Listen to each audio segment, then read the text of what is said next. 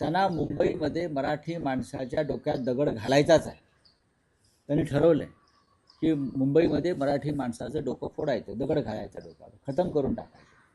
आणि कृपाशंकर सिंगचं वक्तव्य हे अनावधानानं केलेलं नसून ही भारतीय जनता पक्षाची रणनीती आहे की वातावरण निर्मिती करायची, माहोल निर्माण करायचं, परप्रांतीयांना जागं करायचं, शिवसेनेविरुद्ध किंवा महाराष्ट्र नवनिर्माण सेनेविरुद्ध आणि मराठी माणसाविरुद्ध मतदान करण्यासाठी प्रवृत्त करायचं.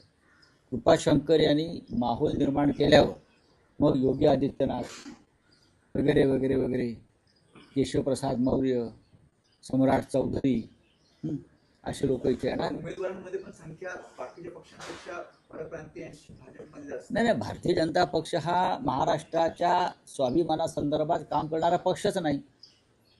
ज्या पक्षाचा संयुक्त महाराष्ट्र लढ्यामध्ये कधी सहभाग नव्हता, सीमा प्रश्न बेळगाव कारवारचा, त्या संघर्षात कधी त्यांचा सहभाग नव्हता,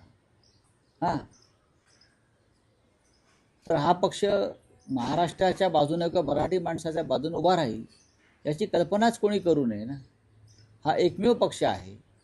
भाजपा या महाराष्ट्रात आज सत्तेवर आहे, त्यांचा महाराष्ट्राच्या आणि मराठी माणसाच्या कोणत्याही लढ्यामध्ये सहभाग नव्हताच. शिवसेना आहे, काँग्रेस